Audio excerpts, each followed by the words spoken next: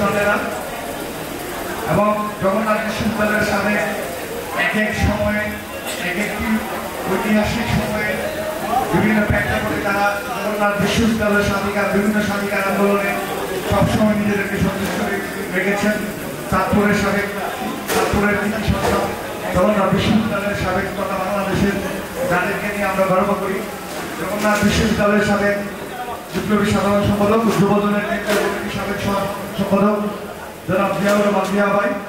উপস্থিত আছেন। চাঁদপুরের আরেকটি সন্তান জগন্নাথ বিশ্ববিদ্যালয় দীর্ঘদিন যাদের সাথে রাজনীতি করেছি, প্রিয় রাজপথের প্রিয় অগ্রজ কেন্দ্রীয় স্বেচ্ছাসেবক দলের প্রশিক্ষণ বিষয়ক সম্পাদক এবং কেন্দ্রীয় ছাত্রদলের সাবেক সম্পাদক, কেন্দ্রীয় জগন্নাথ বিশ্ববিদ্যালয়ের সাবেক নেতা জনাব প্রিয় বড় ভাই আমার গণিত মুসলিম ভাই উপস্থিত আছেন। জগন্নাথ বিশ্ববিদ্যালয়ের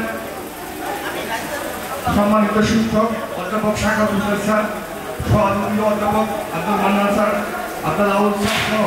উপস্থিত বিশিষ্ট ব্যক্তিবর্গ এবং জগন্নাথ বিশ্ববিদ্যালয়ের ক্যাম্পাসের মূল শক্তি জগন্নাথ বিশ্ববিদ্যালয়ের প্রাণ চাঁদপুর জেলার সাধারণ শিক্ষার্থীবৃন্দ সবাইকে আমি আমার ব্যক্তিগত পক্ষ থেকে এবং বাংলাদেশ জাতীয়তাবাদী ছাত্রদল জগন্নাথ বিশ্ববিদ্যালয় শাখার পক্ষ থেকে আপনাদেরকে জানাই বিপ্লবী শুভেচ্ছা ও অভিনন্দন। আমরা এর আগে দুটি প্রোগ্রাম ছিল, প্রোগ্রামে আপনার ক্যাম্পাসে জন্মাষ্টমী ছিল, আমি এবং আরেকটি দুইটা প্রোগ্রামে আমরা অ্যাটেন্ড করে এখানে এসেছি। তো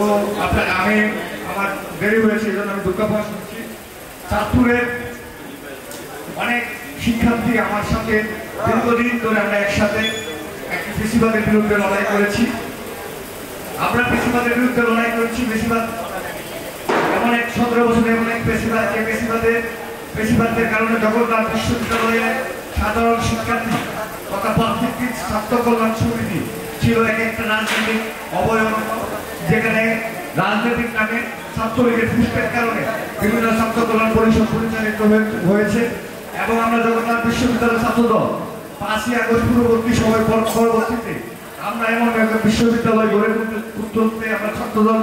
ঐক্যবদ্ধ হয়েছি। দেশ নায়ক তারেক রহমান আমাদেরকে এমনভাবে বলেছে আগামী দিনের সুন্দর বাংলাদেশ গড়ে তোলার লক্ষ্যে জুলাই 21 বিপ্লব সাধনায় এবং 31 দফার আগে লোকে দেশ নায়ক তারেক রহমানের সামনের দিকে 31 দফার ভিত্তিতে যে রাষ্ট্র গড়ে তোলায় এই রাষ্ট্র গড়ে তুলতে এবং প্রত্যেকটি ক্যাম্পাসে